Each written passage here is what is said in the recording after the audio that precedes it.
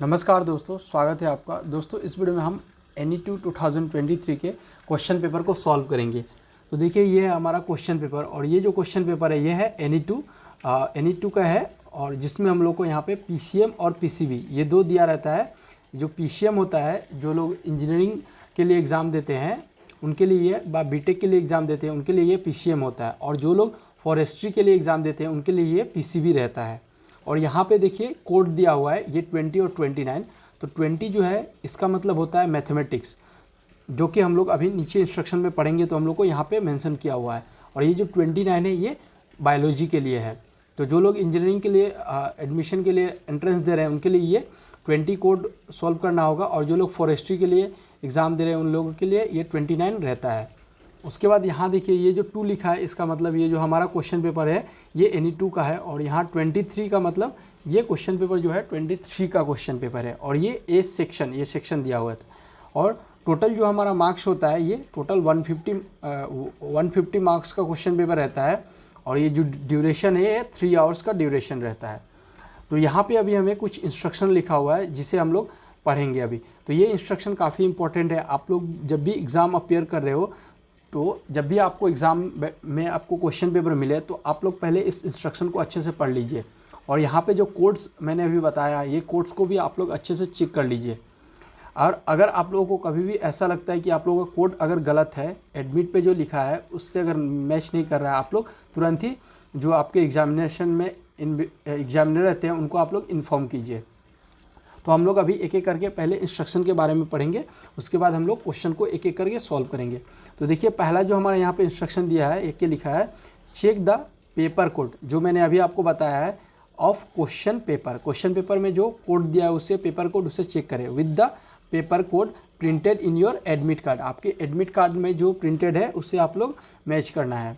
If it does not match, अगर आप लोगों का कोड मैच नहीं कर रहा है, report it immediately to the invigilator या एग्जामिनर, आप लोग उसे इन्फॉर्म करना है। उसके बाद हमारा जो सेकेंड में जो इंस्ट्रक्शन दिया उसमें यहाँ पे क्वेश्चन के पैटर्न के बारे में दिया हुआ है। तो this question paper contain 115 multiple choice objective type question as follow. तो ये जो क्वेश्चन होता है वो total 115 question multiple choice question होता है, जिसमें से हम लोग का सेक्शन ए जो होता है वो फिजिक्स होता है, और फिजिक्स में टोटल 35 क्वेश्चन रहते हैं, जिसमें से हमें 1 से 25 जो क्वेश्चन रहता है स्टार्टिंग का वो 1 मार्क्स का होता है, और बाकी जो 26 से 35 जो क्वेश्चन होता है वो 2 मार्क्स का होता है। उसी तरह आपको सेक्शन बी में जो क्वेश्चन रहता है वो केमिस्ट्री का रहता है। तो केमिस्ट्री भी टोटल 35 क्वेश्चन रहता है। तो यहाँ पे भी जो है सेम फिजिक्स की तरह ही इसी का पैटर्न है। इसमें भी 36 से 60 नंबर तक जो क्वेश्चन रहता है वो 1 मार्क्स का होता है, बाकी 61 से जो 70 होता है वो 2 मार्क्स का होता है। तो आप लोग ये वाला काफ़ी अच्छे से सॉल्व करना है, ये जो 2 मार्क्स वाला है, क्योंकि यहाँ से आप लोग ज़्यादा मार्क्स कैरी कर पाओगे। उसके बाद आपको ये नीचे लिखा है section A and section B is compulsory for all, मतलब ये जो सेक्शन ए और सेक्शन बी जो है ये सभी के लिए कंपलसरी है, लेकिन जो सेक्शन सी है वो सेक्शन सी सभी के लिए कंपलसरी नहीं है। ये जो मैथमेटिक्स है, जो लोग इंजीनियरिंग के लिए एग्ज़ाम दे रहे हैं या बीटेक के लिए एग्ज़ाम दे रहे हैं उनके लिए ये मैथमेटिक्स रहता है, और जो फॉरेस्ट्री के लिए एग्ज़ाम देंगे वो बायोलॉजी के सेक्शन को सॉल्व करेंगे। तो मैथमेटिक्स से या बायोलॉजी से यहाँ टोटल 45 क्वेश्चन रहता है, जिसमें क्वेश्चन नंबर 71 से 100 जो क्वेश्चन रहता है वो 1 मार्क्स का होता है, और बाकी जो 101 से 115 तक जो होता है वो 2 मार्क्स का रहता है। This section contain questions from mathematics and biology, और यहाँ पे देखिए पेपर कोड दिया है जो कि मैंने अभी ऊपर आपको यहाँ पे बताया है। तो ये जो 20 है ये 20 मैथ्स के लिए है, और 29 जो है वो बायोलॉजी के लिए है। तो जब भी आपको क्वेश्चन पेपर एग्ज़ाम में मिले तो आप लोग इसे अच्छे से चेक कर लीजिएगा। नेक्स्ट हमारा इंस्ट्रक्शन 3 में लिखा है attempt question from all the section. आप लोग सारे सेक्शन से क्वेश्चंस को अटेम्प्ट करना है। और 4 में जो दिया है each question has 4 option, 4 option होंगे, उसमें से आप लोग को एक करेक्ट है उसको आप लोग को चूज़ करना है। ABCD आपको ऑप्शन रहेगा, choose the correct option, most appropriate option only. जो क्वेश्चन आप लोग को लगता है सही उसे ही चूज़ कीजिए। और आप लोग जब आप लोगों को कैसे वहाँ पे क्वेश्चन का आंसर करना है तो ये भी देख लिए, darkening with the bubble of blue, blue और ब्लैक। आप लोग ब्लू या ब्लैक पेन से आप लोग इस तरह से OMR शीट में जो आपको मिलेगा उस तरह से आप लोग को इस तरह यहाँ पे दिखाया हुआ एग्जाम्पल इसी तरह से आप लोग को मार्क करना है। ओके, अभी हम लोग नेक्स्ट जाएंगे इंस्ट्रक्शन नंबर 6। तो इंस्ट्रक्शन नंबर 6 ये आप लोग के लिए इम्पॉर्टेंट है और ये बहुत सारे लोग क्वेश्चन भी करते हैं कि नेगेटिव मार्किंग होता है कि नहीं। तो यहाँ पे देखिए नेगेटिव मार्किंग के बारे में बताया हुआ है। For each incorrect answer to a question 25% और 1/4 of marks carried by that question will be deducted. तो मतलब आप लोगों का प्रत्येक रॉन्ग आंसर पे आप लोगों का क्या होगा, 25% जो मार्क्स होगा उस क्वेश्चन का वो डिडक्ट हो जाएगा, या 1/4। तो जैसे कि आप लोग को जैसे 1 मार्क्स का अगर क्वेश्चन है, सपोज आपका यहाँ पे 1 मार्क्स का क्वेश्चन है, तो ये क्या डिडक्ट होगा, 2.5 मार्क्स आपका जो है डिडक्ट हो जाएगा। 0.25 मार्क्स आपका जो है डिडक्ट हो जाएगा। और अगर 2 मार्क्स का है तब आप लोग क्या होगा, 0.5 मार्क्स जो है वो डिडक्ट होगा, या 0.5 मार्क्स डिडक्ट होगा। नेक्स्ट दिया है 7 में दिया है all rough work should be done in the space provided in the question paper. आप लोगों को क्वेश्चन पेपर के पीछे कुछ स्पेस खाली रहता है, उसमें आप लोगों को जो भी रफ वर्क करना है वहीं पे कीजिएगा। आपको क्वेश्चन पेपर में आप लोगों को रफ नहीं करना है। Any rough work calculation done on the OMR sheet will be lead to be cancellation. हाँ, याद रखिएगा, आप लोगों को जो OMR शीट रहेगा वहाँ OMR शीट को आप लोगों को गंदा नहीं करना है। वहाँ पे आप लोग कुछ भी कैलकुलेशन या आप लोगों को एक्स्ट्रा रफ वर्क वहाँ पे नहीं करना है। अगर आप लोग करते हो तो याद रखिएगा आप लोगों का जो है OMR जो है वो कैंसिल हो जाएगा ऑफ योर कैंडिडेचर। और 8 नंबर में दिया है no candidate is allowed to carry any textual material printed और written bits of paper mobile phone any other electronic graded etcetera except admit card in the examination hall या room. तो आप लोगों को यहाँ पे बोला है कि आप लोगों को कोई भी मटेरियल्स नहीं ले जाना है, जैसे आप लोगों का मोबाइल हो गया या एक्स्ट्रा कुछ क्वेश्चन पेपर नहीं ले जाना है, केवल आप लोगों को एडमिट कार्ड ले जाना है। और अगर आप लोगों को एडमिट कार्ड में कुछ प्रिंटेड है, एक्सेप्ट आपके जो इन्फॉर्मेशन वहाँ पे पूछे हैं उससे अगर एक्स्ट्रा अगर आप लोग कुछ नकल वगैरह आप ले जा रहे हैं तो आप लोग का जो है वहाँ पे तुरंत आपका एग्जामिनेशन जो है वहीं पे कैंसिल कर दिया जाएगा, आपको एक्सपेल कर दिया जाएगा एग्जाम से। 9 में दिया है candidate can leave examination hall only after the expiry of 1 hour of the examination. तो आप लोगों को जब एग्ज़ाम में आप लोग बैठे हुए तो 1 घंटे के बाद ही आप लोग एग्ज़ाम से निकल सकते हैं, उससे पहले आप लोग को अलाउ नहीं किया जाएगा। But they will not allow to take the question paper along with them. हाँ, याद रखिएगा, अगर आप लोग 1 घंटा से पहले निकलते हो तो आप लोगों को जो क्वेश्चन पेपर भी अलाउ नहीं किया है। क्वेश्चन पेपर आप लोग को साथ में ले जाने के लिए एग्ज़ाम ख़त्म होने के बाद ही आपको अलाउ करेगा। 3 आवर्स का जो एग्ज़ाम होता है उससे पहले आप लोग को अलाउ नहीं करेगा क्वेश्चन पेपर कि आप लोग वहाँ से लेके चले जाओ घर, याद रखिएगा। However they can collect the question paper after the completion of examination period. तो एग्ज़ाम ख़त्म होने के बाद ही आप लोग क्वेश्चन पेपर को अपने साथ कैरी करके घर ले जा सकते हो। 10 में दिया है this question paper contain 24 printed pages. 24 जो पेजेस का ये क्वेश्चन पेपर रहता है, जिसमें आप लोगों का जो भी मैंने PCM और PCB दोनों एक ही साथ अटैच रहता है। In case of any discrepancy please report immediately to the invigilator on the duty in the hall या रूम। आप लोग तुरंत अगर कुछ भी क्वेश्चन पेपर में आप लोगों को लग रहा है रॉन्ग है या कुछ गलत है या क्वेश्चन पेपर में पेजेस कम है या प्रिंटेड रॉन्ग है तो आप लोगों को तुरंत इन्फॉर्म करना है। 11 में दिया है adoptions of any kinds of unfair means malpractice in the examination hall will render the candidate liable for cancellation of his her candidature या एडमिशन। आप लोग अगर कुछ भी एक्स्ट्रा अगर चीटिंग वगैरह कर रहे एग्ज़ाम में तो उसके जिम्मेदार आप लोग खुद ही होंगे। तुरंत आपका एग्जामिनेशन कैंसिल कर दिया जाएगा और फिर फर्दर आपको कभी भी एग्ज़ाम में अलाउ नहीं किया गया, एडमिशन भी आप लोग को नहीं मिल पाएगा। इसलिए आप लोग को ऐसा कुछ नहीं करना है। और 12 में जो है आप लोग को यहाँ पे दिया है right your roll number and name in the box. ऊपर के जो बॉक्स दिया है यहाँ पे आपको रोल नंबर अपना लिखना है और नीचे अपना नेम लिखना है। तो ये था आपका इंस्ट्रक्शन के बारे में। तो आई होप आप लोगों को इंस्ट्रक्शन के बारे में अच्छे से मालूम हो गया होगा। तो अभी नेक्स्ट आप लोग अगर एग्ज़ाम में जब बैठेंगे तो आप लोग के लिए ये काफ़ी ईजी होगा। तो अभी हम लोग क्या करेंगे, एक एक करके क्वेश्चन को सॉल्व करेंगे, ठीक है। तो देखिए हमारा जो पहला यहाँ पे सेक्शन ए में जो होता है वो फिजिक्स का क्वेश्चन रहता है, और section A is compulsory for all candidate. ये जो सेक्शन है आप लोग दोनों के लिए, जैसे मैंने अभी बताया फॉरेस्ट्री और ये बीटेक दोनों स्टूडेंट के लिए क्वेश्चन पेपर रहता है। तो ए सेक्शन को दोनों को अटैम्प्ट करना है, अदर आप लोग फॉरेस्ट्री के लिए दे रहे हो या बीटेक के लिए दे रहे हो। और पेपर कोड यहाँ पे दिया है 20 और 29। तो 20 जो मैंने बताया मैथमेटिक्स के लिए और 29 फॉरेस्ट्री के लिए है। तो क्वेश्चन नंबर 1 to 25 जो क्वेश्चन है वो 1 मार्क्स का क्वेश्चन है। तो अभी हम लोग जो क्वेश्चन सॉल्व कर रहे हैं, ये जो क्वेश्चन है 1 मार्क्स का क्वेश्चन है, जो कि मैंने आपको बताया अभी। तो इसमें पहला जो क्वेश्चन हमें पूछा है, the dimensional formula of young modulus of elasticity is. तो हमें यहाँ पे यंग मॉडुलस ऑफ इलास्टिसिटी का डायमेंशन फार्मूला यहाँ पे हम लोग को पूछा है। तो सबसे पहले अभी हम लोग जानेंगे यहाँ पे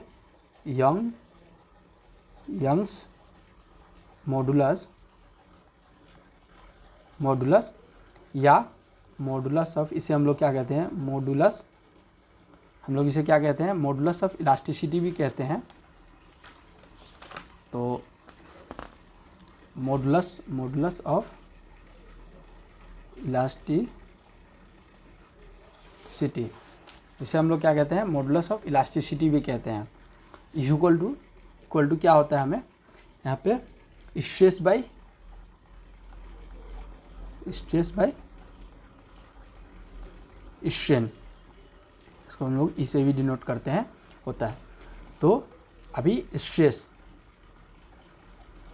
या हम लोग इसे कह सकते, it is the ratio of stress to strain. तो स्ट्रेस क्या होता है, P/A, मतलब लोड बाय एरिया। तो अभी स्ट्रेस का यूनिट क्या होता है, यूनिट ऑफ स्ट्रेस। तो स्ट्रेस का यूनिट क्या होता है, न्यूटन पर mm²। और इसका डायमेंशन फॉर्मूला क्या होता है, डायमेंशनल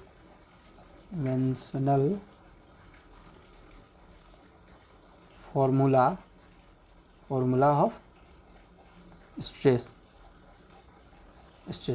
तो इसका डायमेंशनल फॉर्मूला क्या होता है, तो इसका डायमेंशनल जो फॉर्मूला होता है ml l⁻⁻1 और t⁻⁻2, ये इसका डायमेंशनल फॉर्मूला होता है। तो ये रहा स्ट्रेस का। अभी हम लोग स्ट्रेन को पढ़ेंगे, हाँ। तो अभी हम लोग स्ट्रेन के पढ़ेंगे। तो यहाँ स्ट्रेन, तो स्ट्रेन क्या होता है, change in length bye original length, ΔL/L होता है। और इसका यूनिट क्या होता है, नो यूनिट बाय, या यूनिट लेस भी कहते हैं। क्यों, क्योंकि जैसे यहाँ पे मीटर हुआ, अगर लेंथ का यूनिट, अगर यूनिट जो मीटर क्या होता है, कैंसिल हो जाता है। यहाँ पे क्या होता है, हमारा जो ये स्ट्रेन जो होता है यूनिट लेस होता है। और इसका डायमेंशनल फॉर्मूला क्या होता है, स्ट्रेन का डायमेंशनल फॉर्मूला ऑफ स्ट्रेन। तो डायमेंशनल फॉर्मूला ऑफ स्ट्रेन क्या होता है, ये भी क्या होता है, हमें 0 होता है। तो ml T⁻0, m0 l0 t0। तो इसका डायमेंशनल फॉर्मूला भी हम लोग का 0 ही होता है।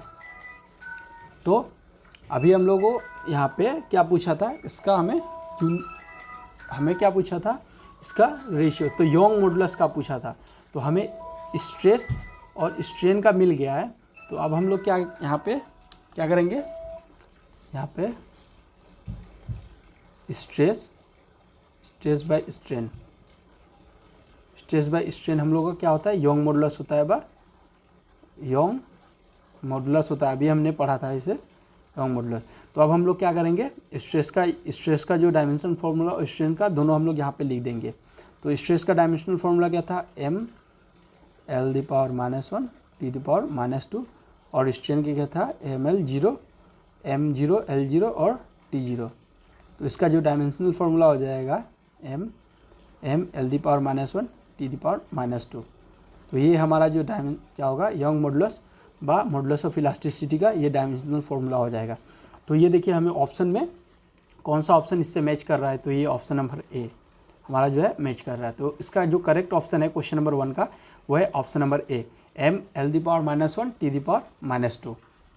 तो अभी हम लोग क्या करेंगे, कुछ एडिशनल इन्फॉर्मेशन कुछ इंपॉर्टेंट जो रिलेटेड है इससे हम लोग पढ़ेंगे। अभी हम लोग क्या पढ़ेंगे, हमने मॉडुलस ऑफ इलास्टिसिटी पढ़ लिया है। अभी हम लोग यंग मॉडुलस अभी हम लोग बल्क मॉडुलस के बारे में जानेंगे। बल्क मॉडुलस का भी हम लोग फॉर्मूला लिख ले, क्योंकि हो सकता है इसमें यंग मॉडुलस पूछा है, नेक्स्ट आपको एग्जाम में क्या है बल्क मॉडुलस भी पूछ सकते हैं। इसको हम लोग के से डिनोट करते हैं और ये क्या होता है volume stress by volume strain होता है। उसके बाद आता है आपको रिजिडिटी मॉडुलस जिसे हम लोग क्या जी से डिनोट करते हैं। तो ये क्या होता है tangential stress by tangential strain. ये tangential stress by tangential strain. तो आप लोगों को ये भी दोनों याद रखना है, बल्क मॉडुलस और रिजिडिटी मॉडुलस। तो हो सकता है कि आपको ये फॉर्मूला भी एग्ज़ाम में पूछ दे, इस एग्ज़ाम में 2024 में। तो आप लोगों को ये आपको याद रखना है। तो अभी हम लोग नेक्स्ट क्वेश्चन नंबर 2 को सॉल्व करेंगे। देखिए क्वेश्चन नंबर 2 में हमें क्या पूछा है यहाँ पे, the terminal velocity of spherical ball of radius a falling through a viscous liquid is proportion to. Option A दिया है ए, ऑप्शन बी में दिया है a², ऑप्शन सी में a³, ऑप्शन डी में a⁻⁻1। तो हमें यहाँ पे पूछा है कि टर्मिनल वेलोसिटी में of spherical ball of radius a falling through a viscous liquid is proportional to. ये प्रोपोर्शनल टू क्या होता है, तो अभी हम लोग यहाँ पे टर्मिनल वेलोसिटी जिसको हम लोग vt से डिनोट करते हैं, इसका हम लोग यहाँ फॉर्मूला लिखेंगे। तो टर्मिनल वेलोसिटी का फॉर्मूला क्या है, तो 2 यहाँ रेडियस r² होता है, लेकिन हम लोग को यहाँ पे रेडियस हम लोग को क्या दिया है a दिया है। तो हम लोग यहाँ पे a² लिखेंगे, a²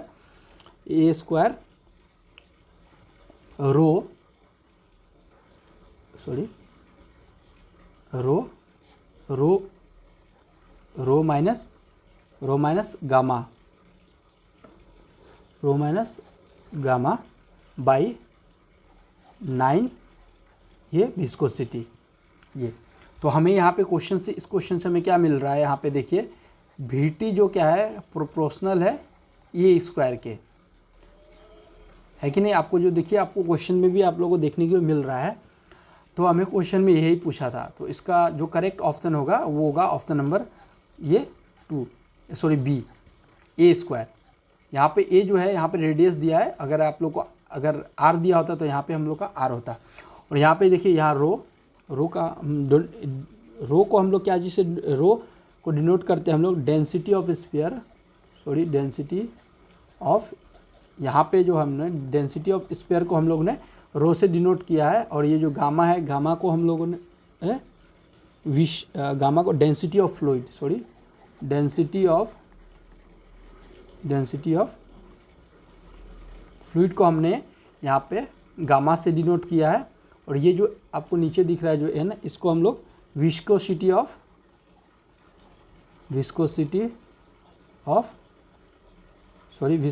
फ्लूइड को हम लोगों ने इससे डिनोट किया है। डेंसिटी ऑफ स्फीयर को हम लोगों ने रो से डिनोट किया है। गामा को हम लोग, डेंसिटी ऑफ फ्लूइड को हम लोगों ने गामा से डिनोट किया है। और ये जो vt जो है टर्मिनल वेलोसिटी, यहाँ पे टर्मिनल वेलोसिटी, ये जो है टर्मिनल वेलोसिटी का फॉर्मूला है। इसे आप लोग याद रखिएगा, हो सकता है आपको एग्ज़ाम में कभी फॉर्मूला भी पूछ दे, लेकिन इसमें आप लोगों को प्रोपोर्शन पूछा था, तो इसका जो करेक्ट ऑप्शन है वो है ऑप्शन नंबर बी।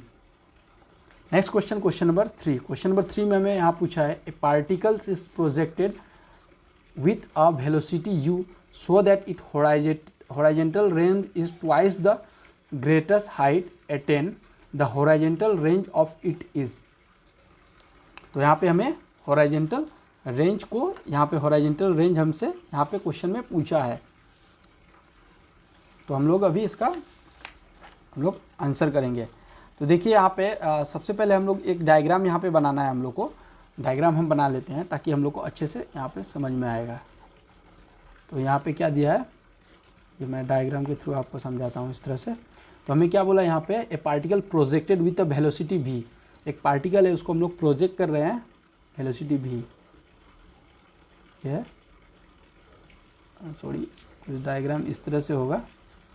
ये क्या है, हमें u से हम लोग को v को क्या u से डिनोट किया गया है, तो यहाँ पे ये हो जाएगा और ये y हो जाएगा और ये x हो जाएगा। और हाइट जो है यहाँ से यहाँ तक, ये हमारा हाइट को हम लोग h से डिनोट किए हैं। और ये जो है हमारा क्या है, रेंज है, ये r, इसे हम लोग r से डिनोट करेंगे। तो ये हो गया, हमें क्या बोला है यहाँ पे। और एक क्वेश्चन में हमें इंपॉर्टेंट लिखा है होराइजेंटल range is twice the greatest height. तो होराइजेंटल रेंज मतलब r इज इक्वल टू, हमें क्वेश्चन में क्या दिया है, r इक्वल टू, हमें r इक्वल टू यहाँ 2g दिया है, 2h दिया है यहाँ पे क्वेश्चन में। अकॉर्डिंग टू द क्वेश्चन हमें क्या बोला है, हॉरिजॉन्टल रेंज, ये जो r है ये क्या है, ट्वाइस ऑफ हाइट है, ये जो है ट्वाइस ऑफ हाइट है, ये हमें क्वेश्चन में बोला है, गिवन क्वेश्चन में। तो हम लोग इसे लिख लिया। अभी हम लोग यहाँ पे क्या लिखेंगे, range of the projectile. Range of projectile हम लोग r से डिनोट करते हैं। r इक्वल टू क्या होगा, u square sine 2θ by 2g हो गया।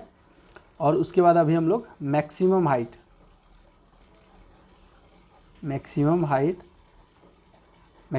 का भी हम लोग फॉर्मूला यहाँ पे लिख लेते हैं। h इक्वल टू क्या होगा, h equal to u square sine square theta by 2g। ये मैक्सिमम हाइट का हो गया। सॉरी, मैं आपको यहाँ पे डिनोट कर देता हूँ ताकि आप लोगों को यहाँ पे कन्फ्यूजन ना हो। तो देखिए हम लोग रेंज का जो फॉर्मूला यहाँ पे लिख दिया, r equal to u square sine 2θ by 2g। और मैक्सिमम हाइट का फॉर्मूला क्या है, u square sine square theta by 2g। तो आप लोग को ये फॉर्मूला जो है इससे कंफ्यूज नहीं होना है। देखिए फॉर्मूला ऑलमोस्ट लगभग सेम ही है, बस यहाँ पे चेंजेस क्या है, 2 साइन थीटा और ये ओनली साइन स्क्वायर थीटा है। तो बस यही डिफरेंस है, आप लोगों को कंफ्यूज नहीं आ। कभी कभी क्या होगा, आप लोग रेंज की जगह पे हाइट पुट कर सकते हो, तो आप लोगों को इसे अच्छे से देख लेना है।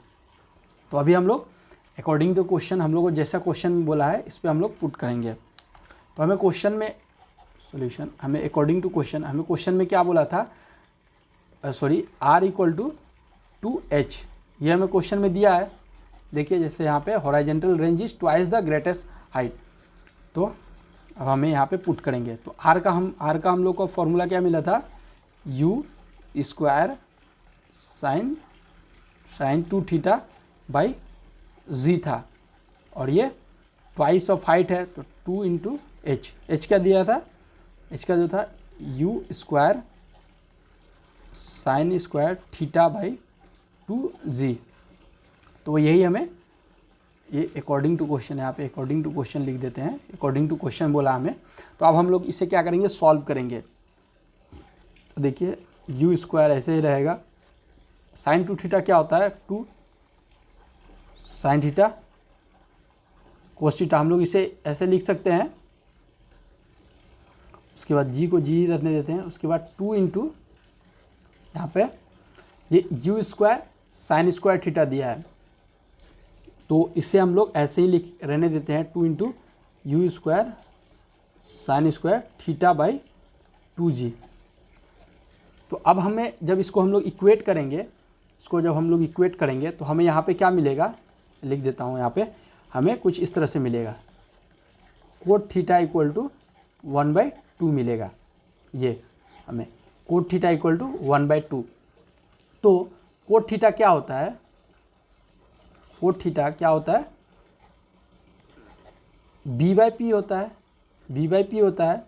साइन टेन थीटा क्या होता है, p/b होता है, और कोट थीटा उसका उल्टा b/p होता है।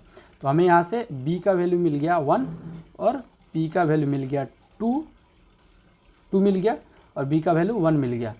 तो अब हम लोग 1/2, हाँ ओके 1/2 दिया है। तो अब हम लोग इससे क्या करेंगे, हम लोग यहाँ पे b का वैल्यू दे दिया है, p का वैल्यू मिल गया, तो अब हम लोग इससे h निकाल लेंगे।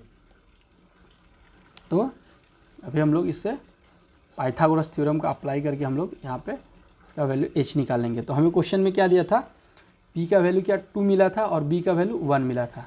तो हम लोग इस h का वैल्यू निकाल लेंगे, तो h क्या मिलेगा, 5 मिलेगा। आप लोग इसे पाइथागोरस थ्योरम को जब आप लोग यूज़ करोगे तो यहाँ पे आपको यहाँ पे आपको जो वैल्यू मिलेगा √5 मिलेगा। मैं आपको बता दे रहा हूँ, देखिए। तो आपको यहाँ पे क्या p दिया है, h निकालना है, तो h इक्वल टू क्या होता है, p² + b², then h equal to क्या होगा हमें यहाँ पे, ये क्या है 1² + 2², देन हमें यहाँ पे √5 मिलेगा। तो अभी हमें यहाँ पे मिल गया। तो हमारे पास अब क्या हो गया, p हो गया, p कितना दिया है 2 दिया है, b हमें 1 मिला है, और h हमें √5 मिला है। तो फ्रॉम ट्रेंगल, ये ट्रेंगल से हम अभी हमें क्या क्या मिल जाएगा, साइन थीटा मिल जाएगा, साइन थीटा p/h होता है। तो p/h, p की क्या दिया 2 दिया है, h √5।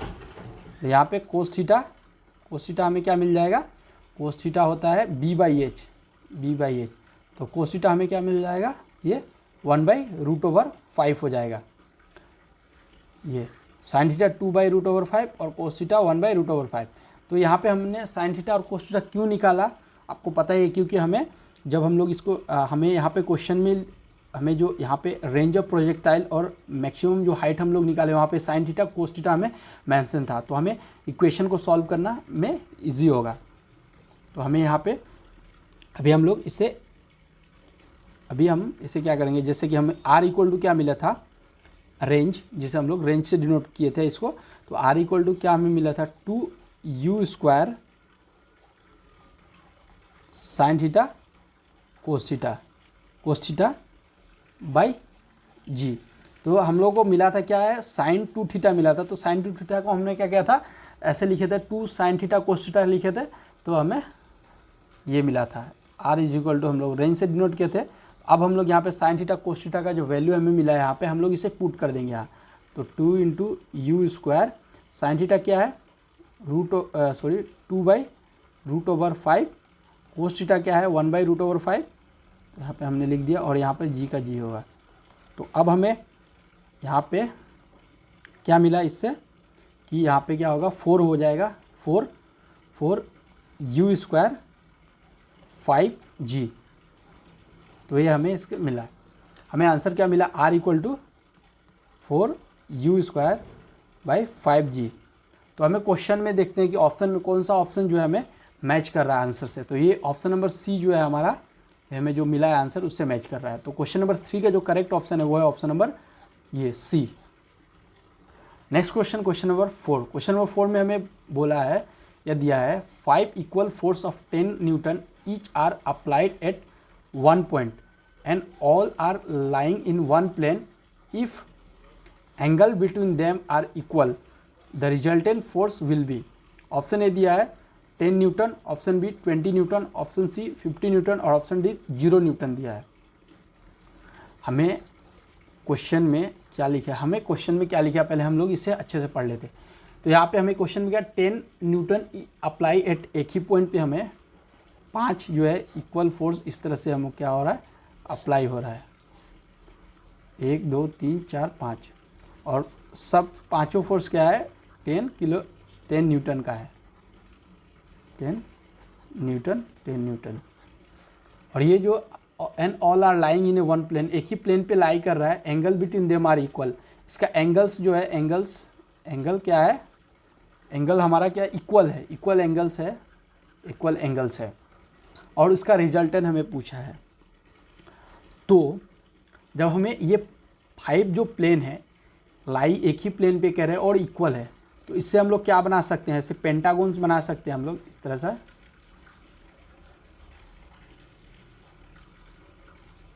ये पेंटागन थोड़ा अच्छा नहीं बना, बट हम लोग इस तरह से इसको पेंटागन बना सकते हैं। जैसे सी वेक्टर इसको दे दिए, ये हमें डी वेक्टर हो गया, मैग्नीट्यूड ई वेक्टर हो गया, और ये ए वेक्टर यहाँ होगा, ए वेक्टर हो गया, मैग्नीट्यूड ए वेक्टर हो गया। सॉरी, ये तो एक्चुअली यहाँ पे मैं आपको अच्छे से पेंटागन बना के दिखा देता हूँ। हाँ, तो देखिए ये, तो यहाँ पे हमें the magnitude of the vector C vector, उसके बाद ये ई वेक्टर हो जाएगा, ये ए वेक्टर हो जाएगा, ये हमें बी वेक्टर हो जाएगा। तो इस तरह से हमें क्या इससे पेंटागन बना सकते हैं, जब हम लोग को इस तरह से जब एक ही जब पाँच इक्वल फोर्स या 5 इक्वल फोर्स अगर एक ही प्लेन पे एक ही पॉइंट पे अगर लाई कर रहा है, तो हम लोग इसे इस तरह से पेंटागन बना सकते हैं। तो अभी हम लोग को मिला था, तो क्या होगा, A vector plus B vector plus C vector plus D vector plus E vector is equal to क्या होगा, 0 हो जाएगा।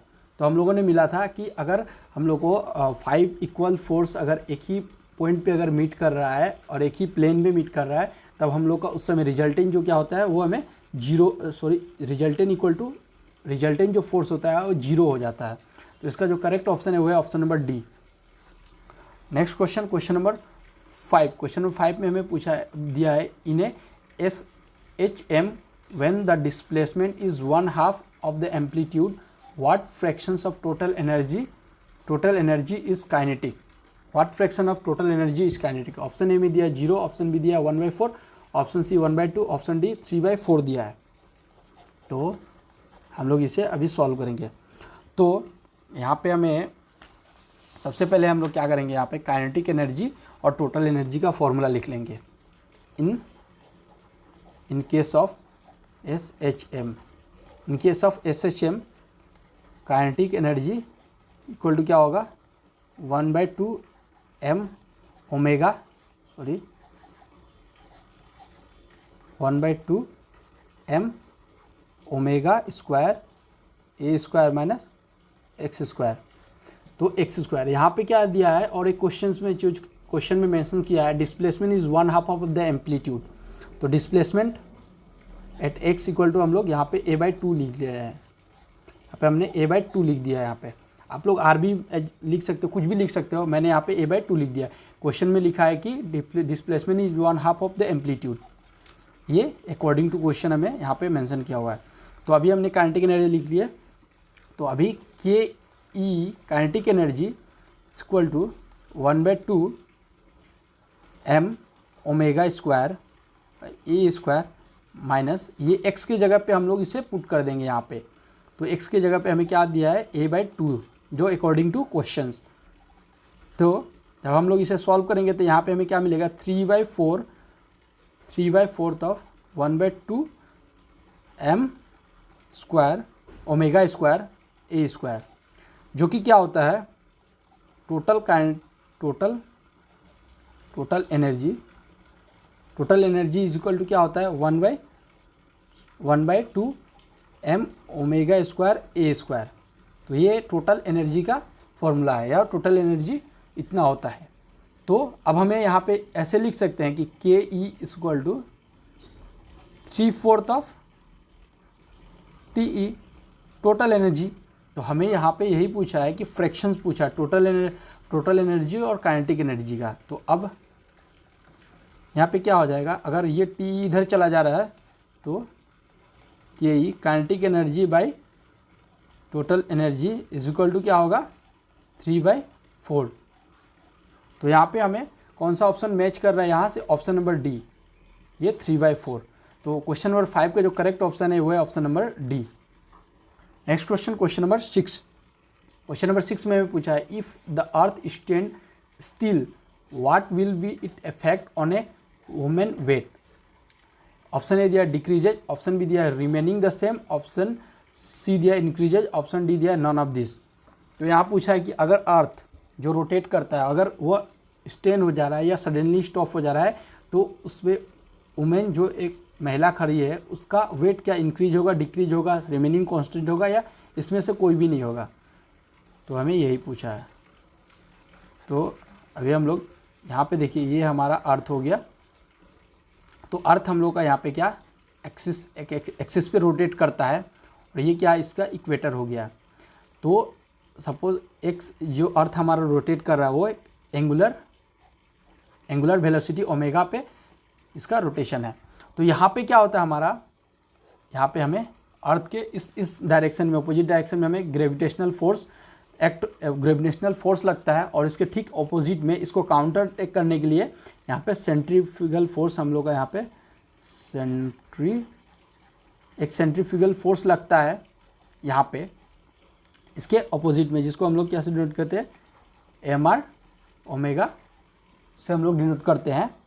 तो ये रोटेट कर रहा है, तो ये क्या है, सेंट्रीफ्यूगल लग रहा है और इधर एक रोटेशन। तो ये इसको क्या करता है, ये जो ग्रेविटेशनल को क्या होता है रिड्यूस कर देता है। ये क्या होता है, थोड़ा रिड्यूस करते हैं, क्योंकि ये काउंटर अटैक कर रहा है तो इसलिए रिड्यूस हो जाता है।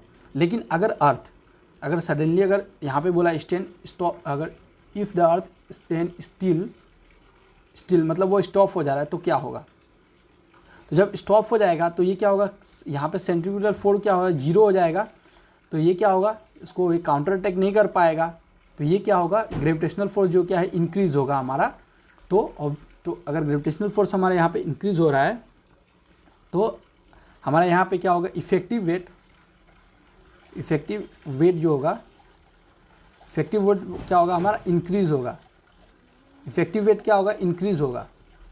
तो यही हमें बोला था। तो क्वेश्चन नंबर 6 का हमारा जो करेक्ट ऑप्शन है वो है ऑप्शन नंबर सी, इंक्रीज़। या इसे आप लोग ऐसे भी बोल सकते हो कि the effective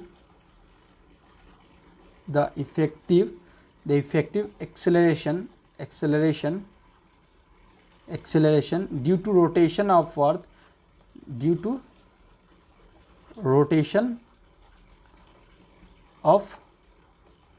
earth decreases but if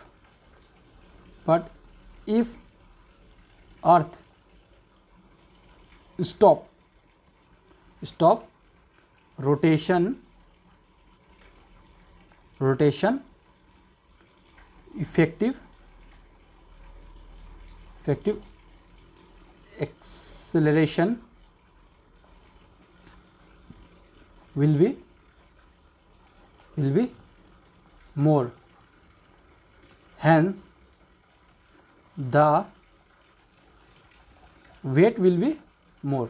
तो क्या होगा, effective acceleration due to earth due to rotation of earth decreases.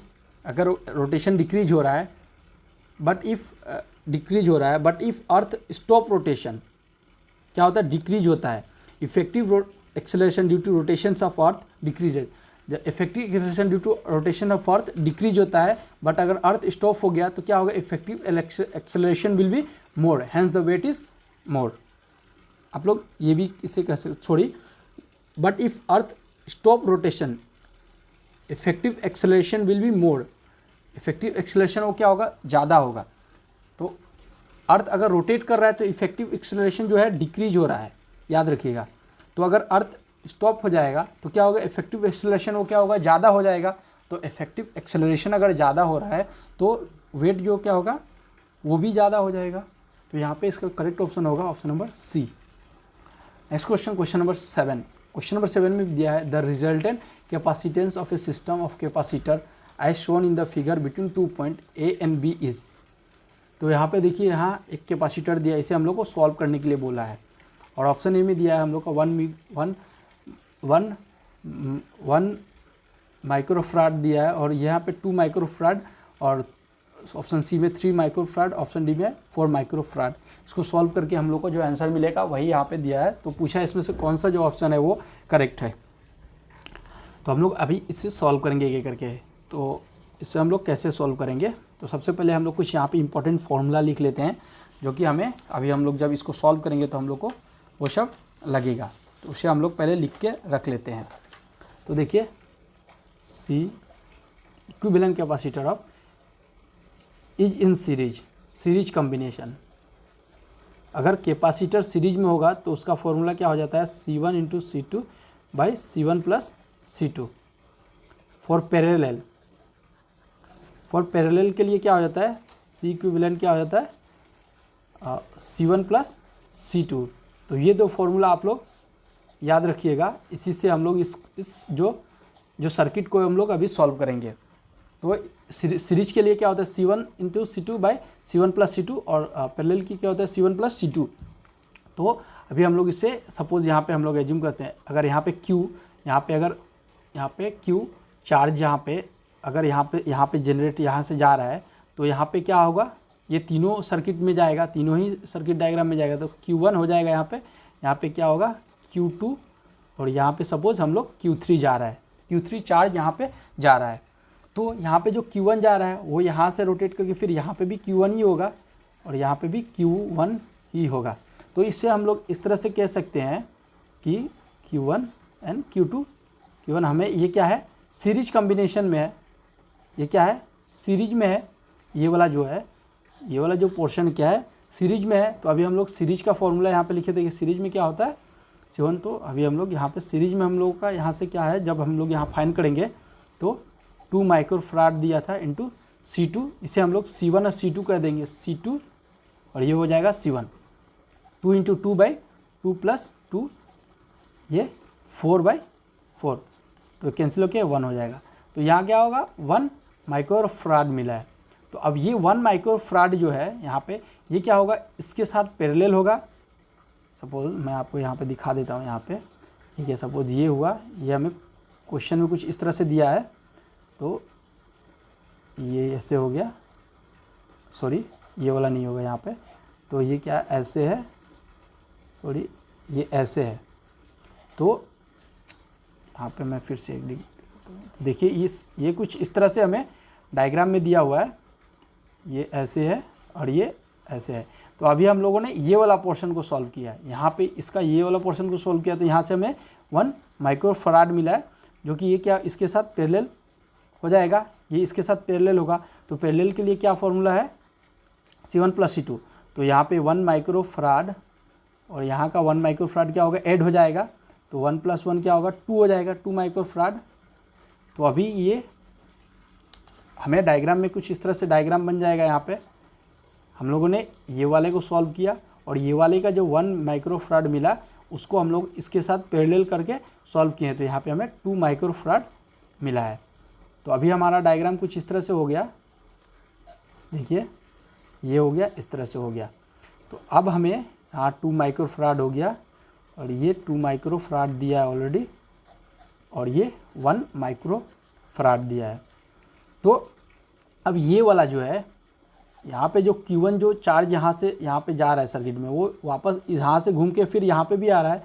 तो ये दोनों जो क्या होगा, ये जो पोर्शन हो जाएगा यहाँ का, ये जो दोनों पोर्शन हो जाएगा, ये क्या सीरीज में है, सीरीज कॉम्बिनेशन में है। तो सीरीज का फॉर्मूला क्या है, इसमें हम लोग दोनों को पुट कर देंगे। तो यहाँ 2 माइक्रोफराड क्या हो जाएगा, यहाँ 2 इंटू 2 और 2 प्लस 2, 4 बाई 4 इक्वल टू 1 हो जाएगा, यहाँ कैंसिल हो जाएगा। तो यहाँ से अभी हमें क्या मिल गया, 1 माइक्रोफराड। तो अब ये जो यहाँ का ये इसको सॉल्व करने के बाद जो 1 माइक्रोफराड मिला है वो क्या होगा, इसके साथ इन दोनों का जो सम मिला है, जो क्या है 1 माइक्रोफराड, ये क्या होगा, इसके साथ क्या होगा, पैरेलल कनेक्शन में है। तो अभी हम लोग का इस तरह से ये जो दोनों है 2 माइक्रोफराड और 2 माइक्रोफराड, ये दोनों पैरेलल में है, यहाँ का दोनों है, ये जो इसके साथ पैरेलल में है। तो ये क्या होगा, 1 है, 1 प्लस 1 क्या हो जाएगा, ये इसका 1 और इसका 1 दोनों ऐड हो जाएगा, 1 प्लस 1 क्या होगा, 2 माइक्रोफराड। तो इसका जो करेक्ट ऑप्शन होगा वो है option number B, 2 microfarad. Next question, question number 8। Question number 8 में पूछा है, a spring force constant k is cut into 4 equal parts and 2 parts are connected in parallel. 2 part क्या है, वो पैरेलल कनेक्शन में हम लोग एक स्प्रिंग को 4 इक्वल पार्ट्स में हम लोग कट किए हैं, और 2 पार्ट को हम लोगों ने पैरेलल कनेक्शन में उसको पैरेलल कनेक्शन कर दिए, पैरेलल कनेक्टेड उस 2 स्प्रिंग को हम लोग पैरेलल में कनेक्ट कर दिए हैं। तो हमें पूछा है effective force constant is, effective force constant यहाँ पूछा है। पहले हम लोग यहाँ पे एक स्प्रिंग ये स्प्रिंग है और इस स्प्रिंग का लेंथ L होता है और स्प्रिंग कांस्टेंट K। तो स्प्रिंग कांस्टेंट K हो गया, तो स्प्रिंग कांस्टेंट क्या होता है, लेंथ के साथ मल्टीप्लाई हो जाता है, तो KL इक्वल टू कॉन्स्टेंट हो गया। हमें और एक और क्वेश्चन में क्या बोला है कि इस स्प्रिंग को हम लोगों ने 4 इक्वल्स पार्ट में हम लोगों ने यहाँ पे कट किए हैं, 1 2 3 4 इक्वल्स पार्ट में हम लोगों ने इसको कट किया है। तो यहाँ पे के नोट इक्वल टू क्या होगा, L/4 हो जाएगा। अगर 2 इक्वल्स पार्ट में अगर कनेक्ट कर रहे हैं, 2 पार्ट में डिवाइड करेंगे तो क्या होगा, हाफ हो जाएगा। फोर्थ पार्ट में क्या होता है, 1/4 हो जाएगा। तो यहाँ पे क्या होगा, के नोट इक्वल टू L/4 हो गया। इसी तरह से यहाँ पे भी के नोट इक्वल टू L/4 हो जाएगा। तो ये क्या होगा, कुछ इस तरह से होगा, हमें के नोट इक्वल टू 4K हो जाएगा। यहाँ पे के नोट इक्वल टू 4K, यहाँ पे भी 4K हो जाएगा। अब ये क्या बोला, ये दोनों का हम लोगों ने क्या किया है, parallel connected in parallel, 2 parts are connected in parallel. 4 part का जो 2 पार्ट है, वो दोनों पार्ट क्या है, पैरेलल में, यहाँ पे इस तरह से पैरेलल में कनेक्टेड किया गया है। तो एक का तो हम लोग को 4K नहीं मिल गया। अब हम लोग को पैरेलल कनेक्शन में क्या होता है, इन दोनों को ऐड कर देना होगा। यही हमने अभी पढ़ा था जस्ट इसके प्रीवियस क्वेश्चन में। 4K प्लस 4K क्या होगा, 8K हो जाएगा। तो इसका जो क्वेश्चन नंबर 8 का करेक्ट ऑप्शन है वो है ऑप्शन नंबर ये C, 8K। Next question number 9। Question number 9 में पूछा है, if a cylinder containing a gas at high pressure explode, the gas undergoes, option A irreversibly adiabatic changes and rise of temperature, option B दिया है irreversibly adiabatic change and fall of temperature, option C में दिया है reversibly adiabatic change and rise of temperature, option D दिया है reversibly adiabatic change and fall of temperature. तो इसका हम लोग थोड़ा एक्सप्लेनेशन देख लेते हैं। तो क्वेश्चन में बोला है कि cylinder containing a gas at high pressure explode, वो क्या है, एक्सप्लोड हो गया है, मतलब ब्लास्ट कर गया है। जब एक्सप्लोड कर जाता है तो फिर वापस से वो इरिवर्सिबली का उसका तो कोई चांस ही नहीं बनता है कि रिवर्सिबल होगा, रिवर्सिबल होगा। अगर कोई चीज़ ब्लास्ट कर जा रहा है तो फिर से वापस रिवर्सिबल प्रोसेस में आएगा ही नहीं। तो ये जो ऑप्शन सी और डी, तो यहाँ पे ऐसे भी हम लोग को लगता है ऑप्शन डी या सी हो ही नहीं सकता इसका ऑप्शन। तो ये इन दोनों में ही हमारा जो है ऑप्शन करेक्ट होगा। तो हम लोगों ने एडियाबेटिक प्रोसेस में एडियाबेटिक प्रोसेस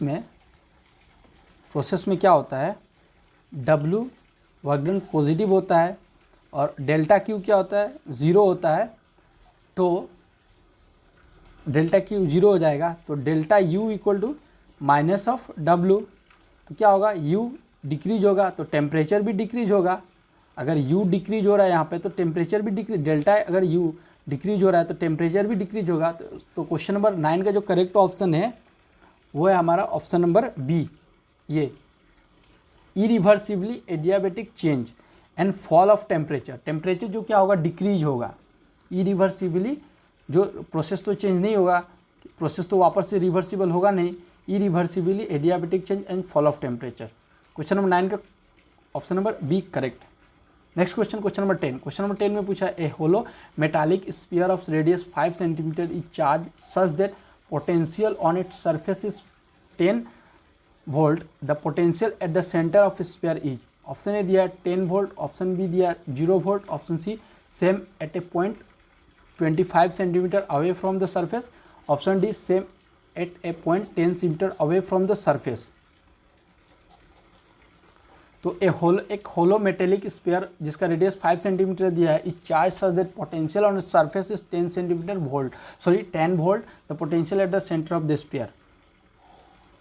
ये एक स्फीयर है जिसका सरफेस का जो पोटेंशियल दिया है 10 वोल्ट दिया है, सरफेस का पोटेंशियल 10 वोल्ट है और इसका यहाँ सेंटर का पोटेंशियल हमें यहाँ से पूछा है।